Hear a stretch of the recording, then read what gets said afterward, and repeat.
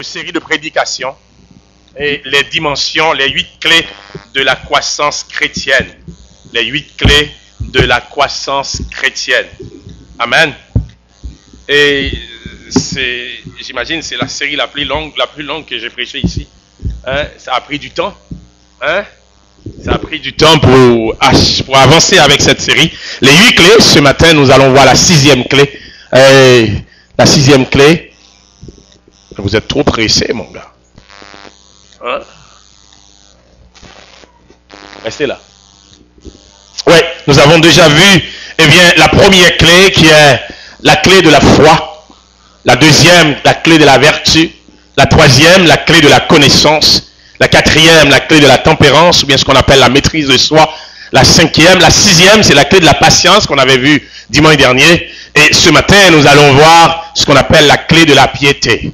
La clé de la piété. Notre texte de référence, c'est 2 Pierre, chapitre 1er. 2 Pierre, chapitre 1er. Je vous invite à ouvrir votre Bible. 2 Pierre, chapitre 1er, les versets 5, verset 6 et verset 7. Verset 5, verset 6 et verset 7. Je lis pour vous. Vous y êtes. 2 Pierre, chapitre 1er. Verset 5, verset 6, verset 7. À cause de cela même, dit l'apôtre Pierre, faites tous vos efforts pour joindre à votre foi la vertu. À la vertu, la connaissance. À la connaissance, la maîtrise de soi. À la maîtrise de soi, la patience. À la patience, la piété. À la piété, l'amitié fraternelle. À l'amitié fraternelle, l'amour. À l'amitié fraternelle, l'amour. Fermez les yeux. Père, merci pour ta parole. Tu es le Dieu vivant, le Dieu vrai, le Dieu qui parle. À l'instant, oh Dieu, nous avons besoin de toi pour parler à ton peuple. Nous sommes ici comme ton instrument. Mais toi, tu es celui qui va jouer l'instrument. Celui qui va donner la note que tu veux. La note que tu veux que tes serviteurs puissent entendre ce matin. Parle à travers nous, parle pour eux. Nous t'en prions au nom de Jésus. Amen. Bon Dieu béni. Oui, nous allons vers la clé de la piété. La clé de la piété. Et la 6e clé, la piété. Et le chrétien doit monter cet escalier. Nous avons dit que la base de la croissance chrétienne, c'est la foi.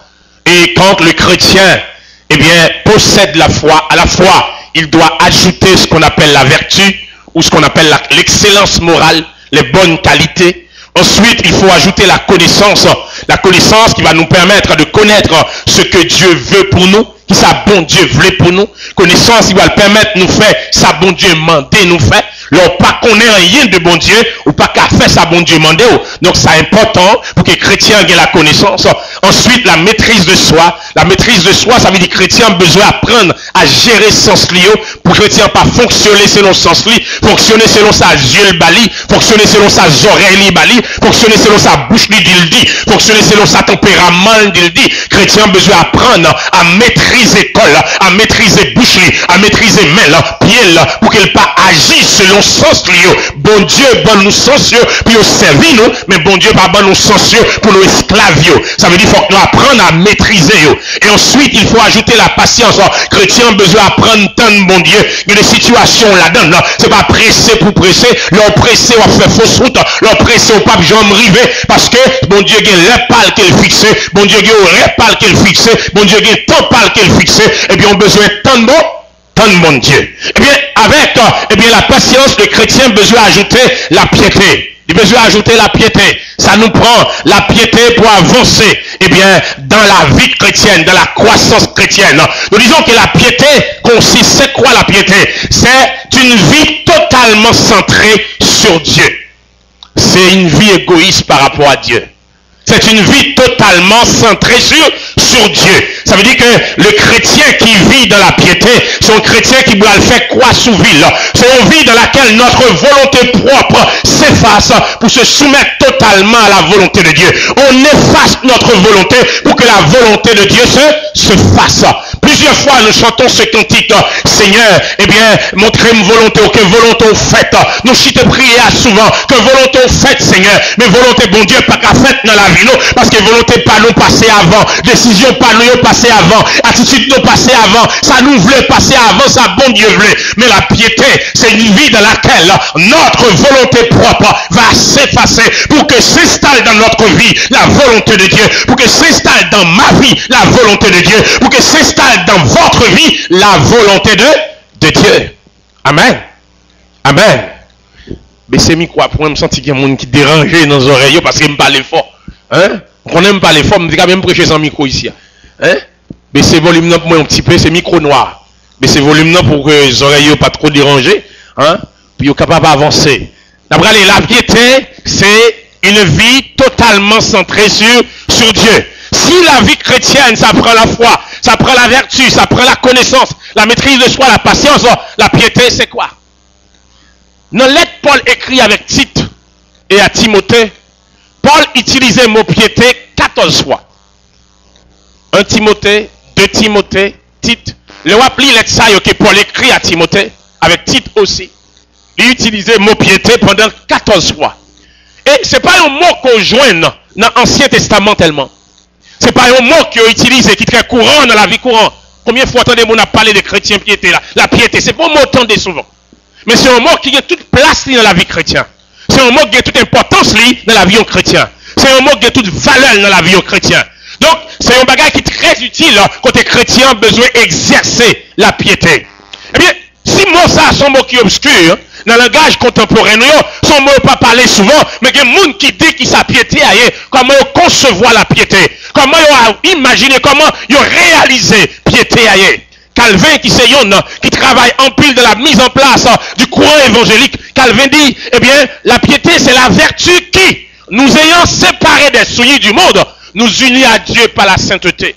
Son qualité qui permet que nous séparer des souillures du monde là pour que nous restions attachés avec bon Dieu. Et pour nous être attachés avec bon Dieu, comment? Dans la sainteté. Il y a un chrétien qui dit, c'est la manière de vivre qui honore Dieu. Elle s'enracine dans une attitude de révérence. La manière de vivre qui s'honore Dieu. Et cette manière de vivre, ça vient de racine, une attitude de révérence, une attitude de respect, une attitude de soumission, une attitude d'obéissance à l'égard de Dieu. Et cette attitude, il concernait la séparation d'avec le monde et la consécration à Dieu. Si texte devant nous te dit, la vie, eh bien, une vie pieuse, son vie totalement centrée sur Dieu, son vie totalement obéissante, son vie totalement soumise, son vie totalement de révérence, son vie totalement séparée de ce monde. Avec ça, monde là gagné pour attacher à Dieu. Piété pas mandé pour une vivre tant qu'on moine. Moine, t'es souvent retiré dans le monastère, côté séparé du monde. Ils coupé courant avec le monde. Pour moi, il y a coupé courant avec le monde très souvent, il y a construit château dans les hauteurs des montagnes, côté le monde pas qu'arriver.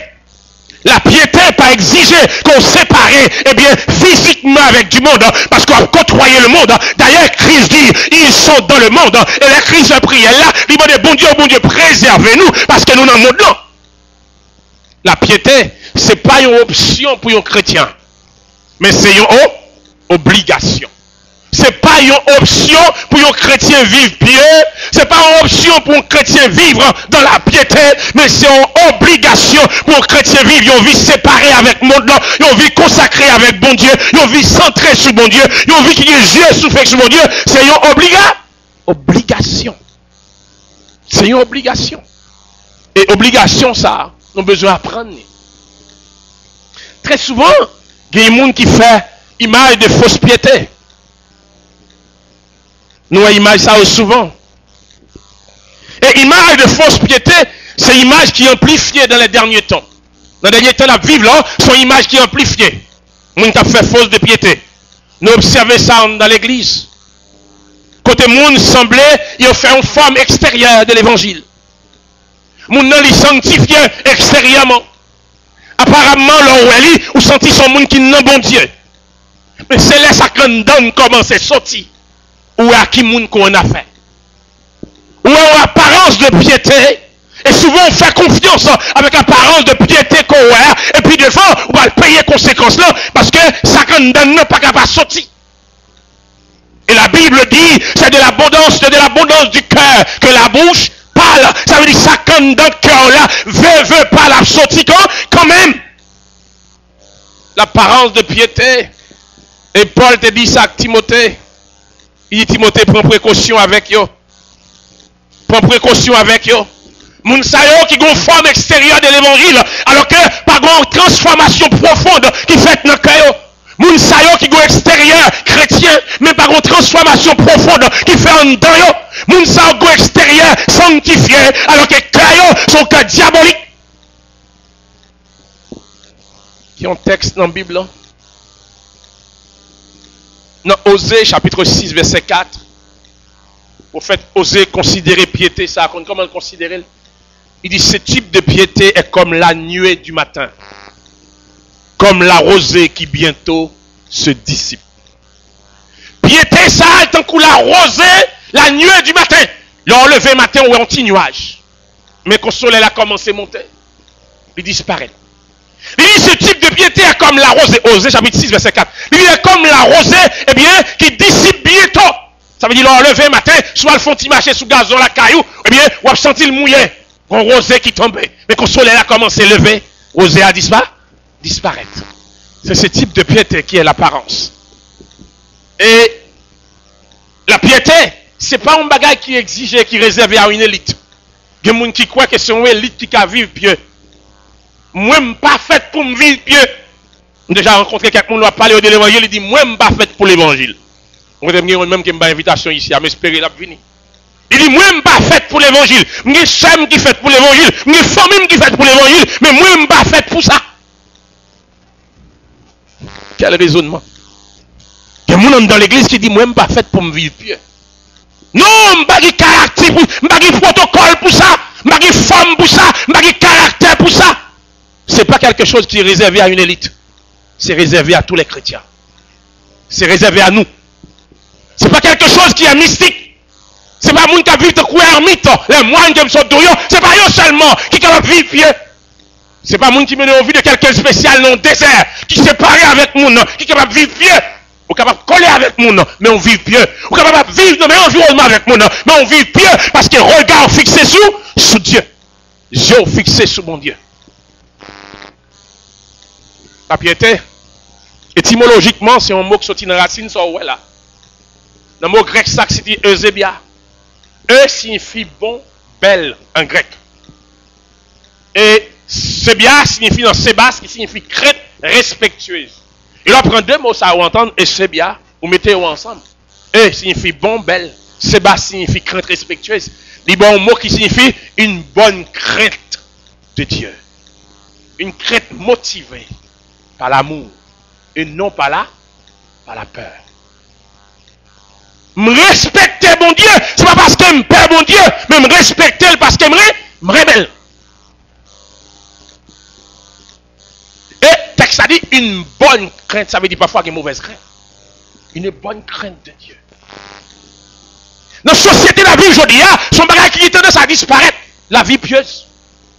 Et ça pas date aujourd'hui, ça date depuis l'ancien temps. Tellement que eh bien, la piété a commencé à disparaître. David pousse ce cri au psaume 12, verset 1er. Il dit, les hommes pieux s'en vont. David dit, Seigneur, les hommes pieux s'en vont. Il y a disparaître, il y a brûlé, il y a fini.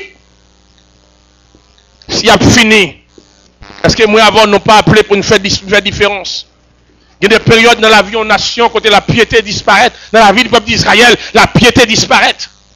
La piété disparaît, peuple Israël viré d'eau par bon Dieu, peuple Israël suspend centré sur Dieu, peuple Israël suspend consacré à bon Dieu, il viré d'eau par bon Dieu, il est la vie de l'église aussi, même pas à l'arrivée, que le moment où l'église commence à bien, centré sur eux-mêmes, il va centrer sur Dieu. En tant qu'église, on va vivre pour Dieu. En tant qu'église, on va exister pour faire tout plaisir, mais exister pour faire bon Dieu plaisir. En tant qu'église, on va exister pour satisfaire tout, mais on exister pour satisfaire bon Dieu.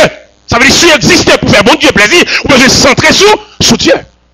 Et cette réalité commence à disparaître.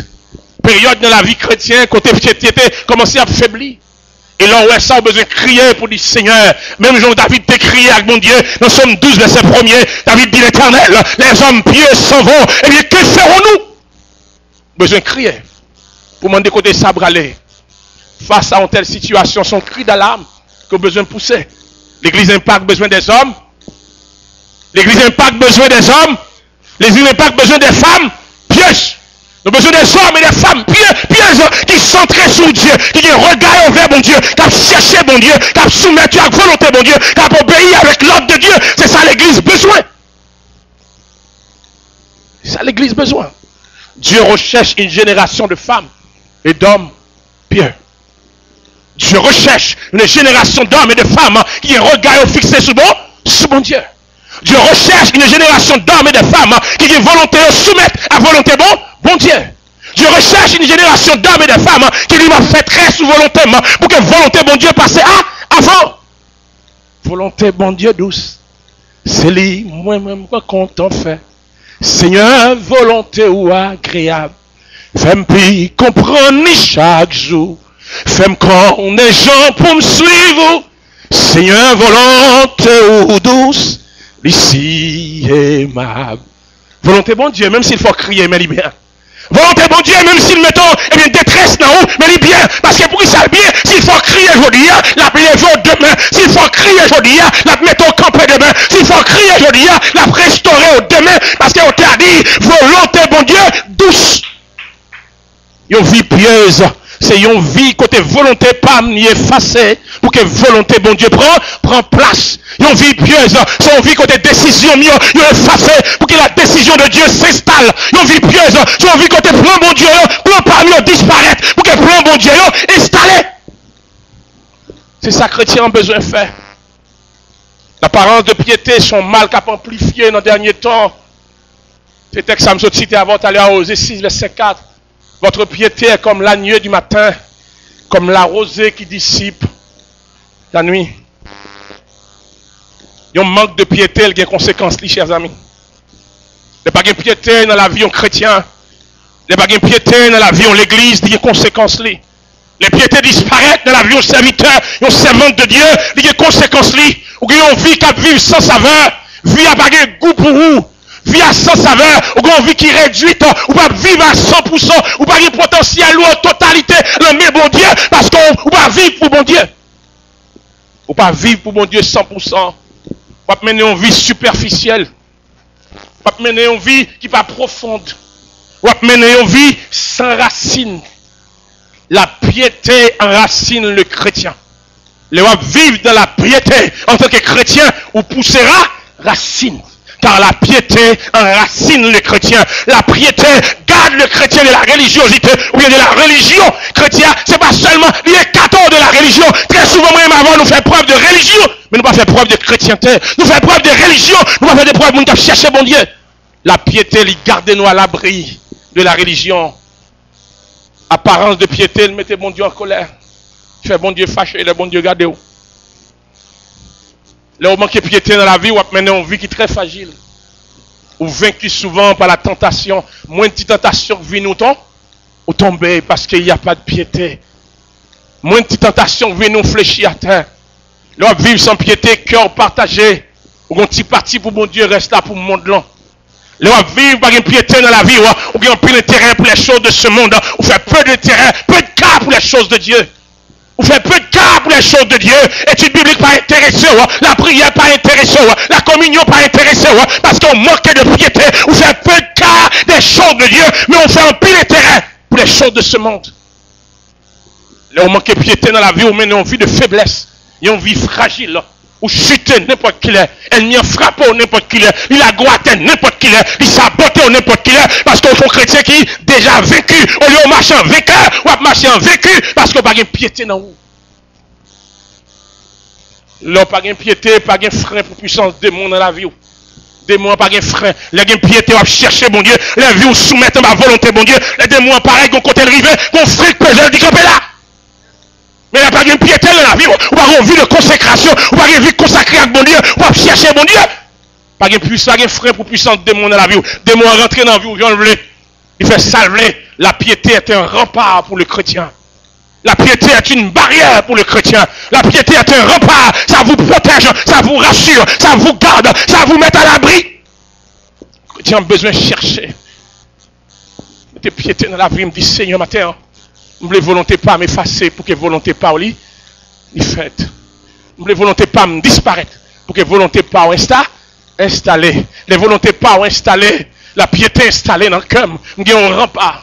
Les rempart démon pas qu'à rentrer dans la vie, me faire salver. L'adversaire pas qu'à prendre pour manipuler, pour faire salver avec. Ennemi pas qu'à utiliser pour faire salver avec. Parce que me contacter avec, me brancher la caille. Chrétien a besoin de brancher dans bon Dieu. Quelle importance piété gagne. Surtout avoir un manque de piété qui dégale café dans la vie. Mais quelle importance ça gagne qui gagne piété. Qui ça fait pour vous? Quel avantage ça a pour vous? Vivre dans la piété. Qui bénédiction ça porte pour vous? Leur mener une vie qui pieuse. Leur chercher bon Dieu, leur connecter avec bon Dieu. Qui va la bénédiction qu'elle bat.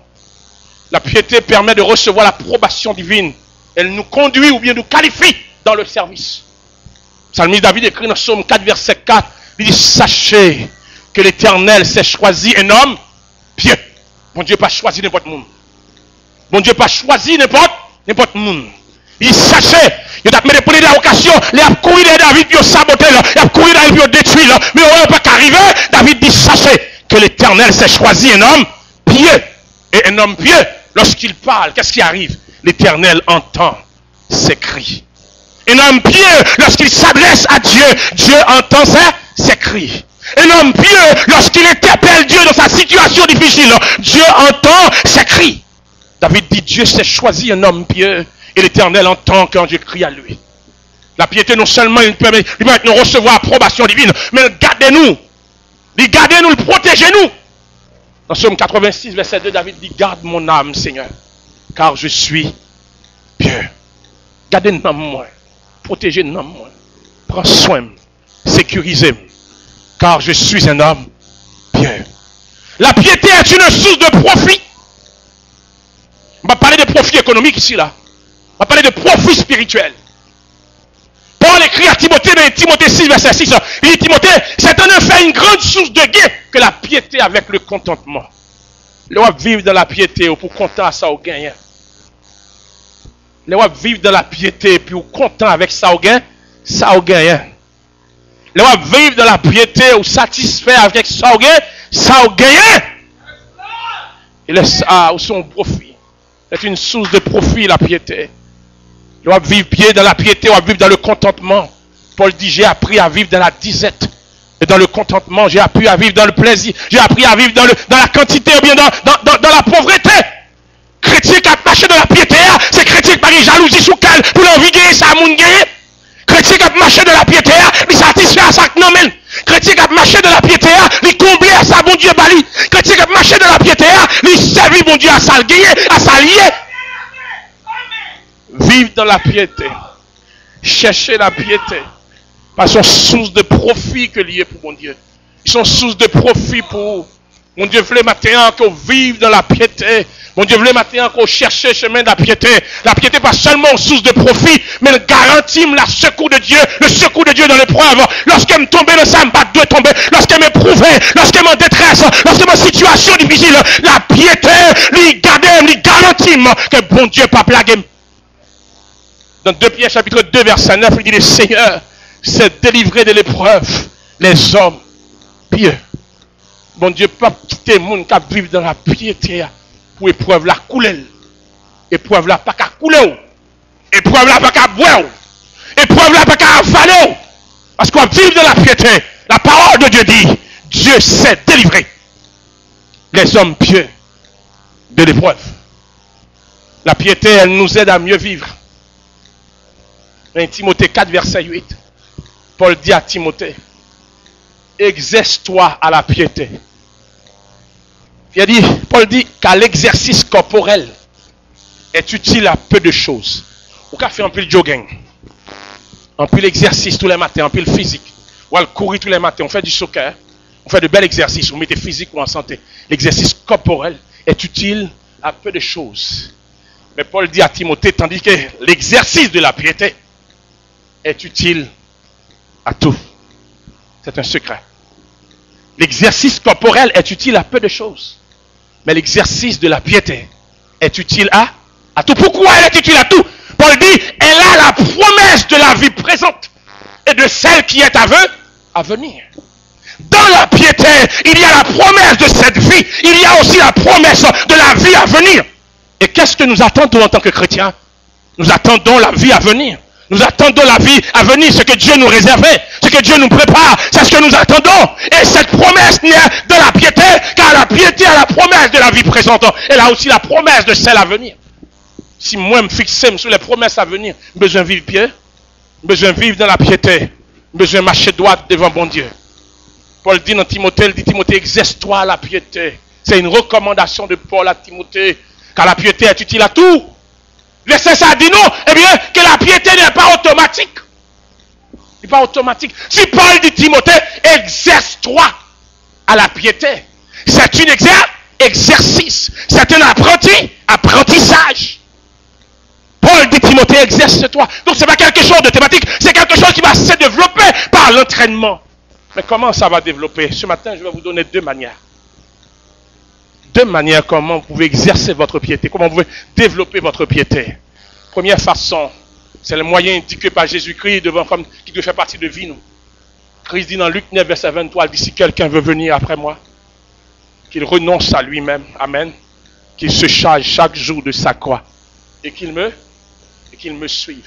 Si un monde veut venir après, c'est pour oublier tête. Il ne faut pas oublier ça, d'où la piété. La piété, c'est une vie totalement centrée sur Dieu. La piété, c'est une vie où notre volonté se fasse pour que la volonté de Dieu puisse s'installer. Donc ça veut dire que Christ a dit, si quelqu'un veut venir après moi, qu'il renonce à lui-même, qu'il oublie sa volonté, qu'il oublie sa décision, qu'il oublie son plan et qu'il se charge de sa croix et qu'il me suive. Déclaration Jésus-Christ a trouvé explication facile.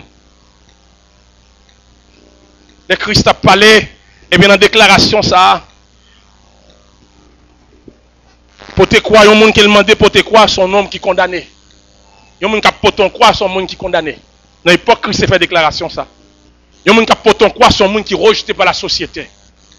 D'ailleurs, il est écrit dans la Bible, maudit est quiconque pendu au croix. Il y a un monde qui a porté en croix, son monde qui est rejeté par la société. Il y a un monde qui a porté en croix, son monde qui est condamné. Il y a un monde qui a porté en croix, son monde qui a besoin de faire entrer sous ville. Vous faites très souvent, si vous croyez dans le porter, bon, quand on va arriver, on va le prendre nous sous lui. Son monde qui fait croix sous ville. Paul écrit dans Galates 6, verset 14, Paul dit, le monde a été crucifié pour moi, avec tous ses attraits. Crucifié le monde sur quoi? Je dis en plus, nous ne pouvons pas prendre quoi pour nous suivre Jésus. Nous ne pouvons pas. Et bien quoi, bon Dieu, bon, poter ou mettre tes pleins, ou à poter quand même. Et c'est là l'exercice de la piété, là, pour commencer. L'on apprend à accepter quoi, bon Dieu, bon, poter. Et au poter avec l'aide de Dieu, au poter dans la soumission, au poter dans l'obéissance, au poter dans la volonté de Dieu, laisse sa piété à exercer. Il y a quoi qui loue, mais c'est ça, bon Dieu, le poter. Il y a quoi, c'est traînon qu'à traîner, nous ne va pas capoter. Mais c'est bon Dieu veut laisser avec pour faire route là. Il y a quoi que bon Dieu pas bon limite qui doit suspendre poter. Mais on va poter jusqu'à ce qu'elle vienne. Mais si c'est là, c'est exercice de la piété. Parce que quoi ça permet qu'on rapproche plus près bon Dieu. Parce qu'on n'a pas capoter pour même seul. Et puisque pas capoter pour même seul, pas pour un voisin qui a payé de poter. Pas pour un papa et un maman qui a payé de poter. Seul monde qui a de poter là, c'est Jésus. Donc, il y a intérêt à rapprocher au plus près Jésus. Rapprocher au plus près. Pour les deux poter quoi? Il y a quoi on va poter, peut-être tu penses son ami qui t'a mis sous dos. Il y a quoi on va poter, on pense son voisin, on pense son compatriote qui met dans la situation ça. Mais à côté bon Dieu, pour connaître ce n'est pas exercice de la piété, bon Dieu, il faut faire. Il faut faire exercice de la piété. Pour capable arriver. Besoin de charger quoi? Besoin de poter. Il y a des prières qu'on dit devant mon Dieu, prières aux trois égoïstes. Il y a des requêtes qu'on dit devant mon Dieu, prières aux trois égoïstes. Mon Dieu veut les requêtes centrées sur lui-même avant, puis on suspend centré sur nous. Nous prions trois pour faire pas nous, alors que volonté bon Dieu pas installer dans la vie. Nous prions trois pour ça nous besoin, mais nous pas jamais demander bon Dieu vrai, Seigneur que ta volonté soit faite dans ma vie. Et le jour où prière a changé, nous orientons prière comme ça pour nous dire Seigneur, que ta volonté soit faite dans ma vie. La volonté, mon Dieu, faite dans la vie. Toute bagaille a venu dans coup de déguis. Anne est arrivé en l'air. Anne a prié pour demander bon Dieu un petit temps. Mais comme bagaille, Anne pourra comprendre un secret que Anne pourra dévoiler dans la prière là. Et le lait, va arriver, Anne va dévoiler le secret. C'est là ça, mon Dieu va dire oui, Anne, quand il y a ce qu'il y a moi prier. Et Anne a prié. Il passe des années, elle a prié pour demander un petit. Mais comme on m'écrivait, Anne dit Seigneur, sous bon, un petit garçon, m'a mettel au service. À ce moment-là, et à ce moment précis, mon Dieu, ouais, que Anne va t'a prier pour besoin personnel. Parce qu'elle dit, bon Dieu, sous moi, m'a prometté au service. Prière est centrée sur Anne avant. Mais les Anne, ils comprennent que ça va marcher comme ça. Ils sont très prière sur Dieu avant, sur le besoin de Dieu avant, sur la fait par mon Dieu avant. Mon Dieu, répond Anne. Juste pour une prière pour nous satisfaire tête, non. Mais prier pour que la volonté de Dieu s'installe dans notre vie. Et tout va être réglé après. Priez pour que la volonté de Dieu s'installe dans notre église. Et tout va être réglé après. Priez pour que la volonté de Dieu s'installe dans la vie de vos enfants. Et tout va être réglé après. On dit Seigneur, sous moi, ma baoul encore. Mon Dieu dit ok, ma baoul konya. Ma baoul konya. Deuxième manière que nous sommes capables, revivre piété nous, c'est à travers l'épreuve. Il y a un texte que je me donne, ouais. C'est un bel texte qui dit que c'est à travers la piété. C'est à travers la piété, à travers les épreuves, que Jésus-Christ lui-même, lui atteint ça le plus haut degré de perfection possible. Dans Hébreux chapitre 5, verset 8, je pense que je me mettre sur l'écran, bah ouais, je vais te mettre. Il dit bien que Jésus-Christ sans péché, Hébreux 5, verset 8. Bien que naissance lui faite de manière extraordinaire, mais la Bible dit, c'est au travers de l'épreuve et de la souffrance qu'il a atteint le plus haut degré de la perfection. Hébreux 5, verset 8. C'est à travers l'épreuve et souffrance, c'est là qu'il atteint le plus haut degré de perfection. Les épreuves ne sont pas là pour rien. Ils sont là pour nous conduire vers Dieu. Pour nous élever vers Dieu. Pour nous faire remonter vers Dieu. Je dis ça ici à Satan tente pour faire poser de mauvaises actions. Mais Dieu éprouve pour faire poser de bonnes actions. C'est comme ça, ça y est.